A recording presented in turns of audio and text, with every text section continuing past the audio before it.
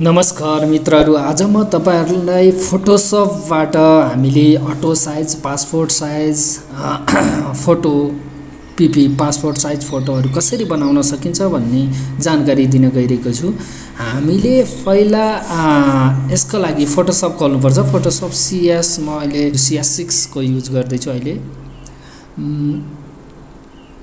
र first of all कुन photo हामीले बनाउनु पर्ने हो, अटो साइज पासपोर्ट साइज के बनाउनु पर्ने हो, त्यो फोटो चाहिँ हामीले फोटो खिचेको फोटोलाई चाहिँ ओपन गर्नु पर्यो फोटोसपमा।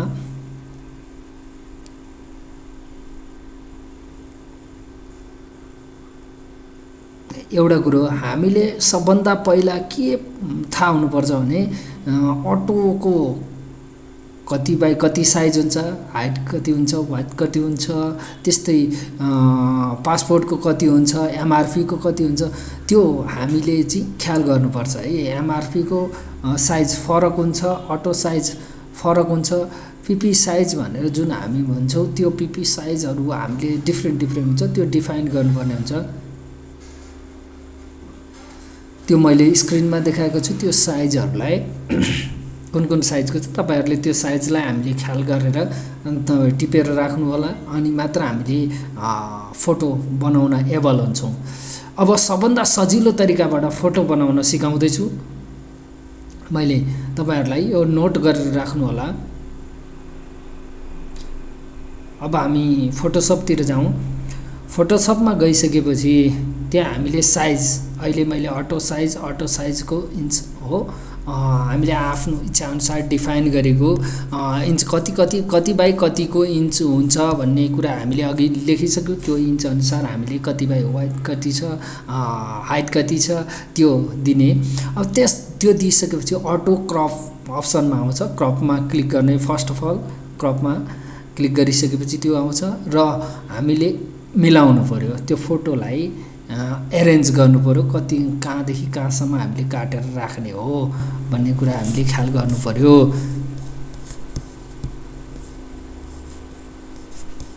अब हामी लिनुपर्ने फोटो तयारी भइसकेको छ। यति हामीले साइज लिनुपर्ने छ, फुल साइज लिनुपर्ने होइन। हामीले अटो साइज पासपोर्ट साइजमा हामीले यति नै लिन्छौँ। मुख चाहिँ राम्रोसँग देखिनु पर्यो, दुईटा कान देखिनु पर्यो। र त्यसपछि हामी यो फोटो जुम गरेर हेर्छौँ। यसको इमेज साइजमा, इमेज मेनुमा गएर इमेज साइज भन्ने छ, त्यहाँ इमेज साइजमा चाहिँ हामीले यसको इमेज साइज कति दिने हो, त्यहाँनिर रेजुलेसन भनेको हुन्छ, रेजुलेसन 200 300। अहिले न्यू पेज हामीले 200 को रेजुलेसनमा लिन्छौँ भने 200 बेसिकली 200 युज हुन्छ, र 300 कोमा लिन्छौँ भने त्यो रेजुलेसनमा 300 दिनुपर्छ, नत्र भने उता साइज यो एक्चुअल साइज जाँदैन है, त्यहाँ मिस्टेक हुन्छ। तपाईहरुको मेन मिस्टेक हुने भनेको त्यही हो, प्याटर्न डिफाइन गर्दाखेरि।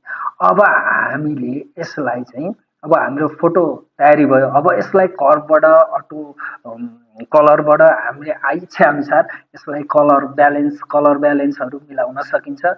त्यो तपाईहरुको इच्छा, तपाईहरुले कसरी मिलाउनुहुन्छ, सेतो कालो गोरो बनाउने अथवा के गर्ने हो तपाईहरुको इच्छा, त्यो गर्न पनि सकिन्छ। यसबाट विभिन्न किसिमका उपायहरू छन् फोटोसपमा गोरो बनाउने। अब चाहे फोटो हटाउने मैले अहिले सिकाइन, त्यो पछि हामी सिकौँला है। यसमा चाहिँ अब हामीले कलर ब्यालेन्सहरू मिलाउन सिकाउँदैछु। त्यो गरिसकेपछि हाम्रो फोटो तयारी भयो। अब हामी फोटोसपको भाषामा चाहिँ स्टक भन्छ, तर हामी बोर्डर, नर्मल भाषामा बोर्डर भनिन्छ। बोर्डर, त्यो फोटोलाई बोर्डर काट्नका लागि सजिलो होस्, जुन फोटा पिस काटिन्छ काट्नलाई सजिलो, त्यसका लागि एडिटमा गइन्छ, स्टकमा गइन्छ।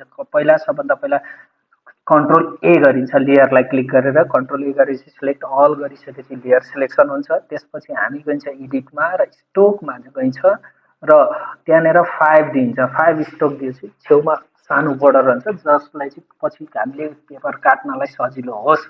अब फोटो रेडी भयो। हाम्रो फोटो रेडी भइसकेपछि अब हामी त्यसलाई चाहिँ प्याटर्न डिफाइन गर्छौँ। त्यसको लागि हामीले एडिटमै जान्छौँ र त्यहाँनिर डिफाइन प्याटर्न भन्ने हुन्छ तल है। एडिटमा लेयर सिलेक्ट गर्नुपर्छ। फर्स्ट जुनसुकै काम गर्दाखेरि पनि एडिटमा गएर के हुन्छ, प्याटर्न डिफाइन भन्ने, त्यहाँ कसको हो आफ्नो इच्छा अनुसार प्याटर्न डिफाइनमा नाम दिने र ओकेमा क्लिक गर्ने। अब हाम्रो रेडी भयो फाइल अब नयाँ फाइल हामी लिन्छौँ कुन फाइलमा हामीले चाहिँ A4 साइज अथवा अटो साइज A4 साइजमा B5 साइजमा एज विस अटो साइज प्रिन्ट गर्ने पासपोर्ट पहिला बनाएको फोटो प्याटर्न डिफाइन गरिसकेको त्यो फोटोलाई ल्याउनु पर्ने हुन्छ त्यसबाट फाइलमा जान्छौँ न्यूमा जान्छौँ र साइज चुज गर्छौँ A4 साइज हो कि B5 साइज हो B5 भनेको A4 को आधा हो A4 भनेको फुल हामीले नर्मली युज गरेको A4 पेपर र अब हामी A4 साइज लिएपछि त्यहाँनिर रेजुलेसन 200 गरिसकेपछि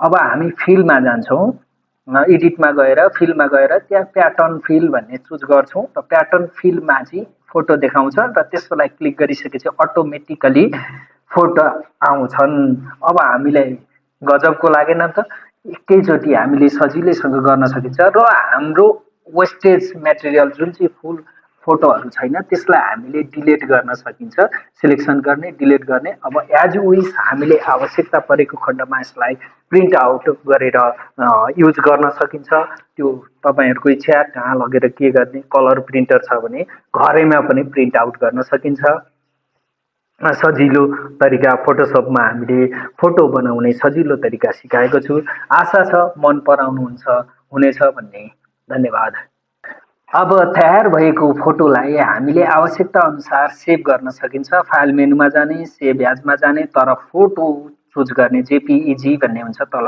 फाइल ट्याबमा र जेपिइजीमा आफ्नो इच्छा अनुसार के नामको फोटो हो त्यो सेभ गरेर हामीले पछि पनि यसलाई गुगल ड्राइभमा सेभ गरेर गुगल ड्राइभमा जुनसुकै ठाउँबाट पनि हामीले यो फोटालाई एक्सेस गर्न सकिन्छ लिन सकिन्छ र हामीले प्रिन्ट गर्न सकिन्छ जस्तै कुनै ठाउँमा बाहिर गइएको छ अब फोटो छैन फोटो तुरुन्त प्रिन्ट गर्नु पर्यो भने ल यो मेरो फोटो है भनेर गुगल ड्राइभबाट हामीले झिकेर फोटो प्रिन्ट गर्न सकिन्छ कन्ट्रोल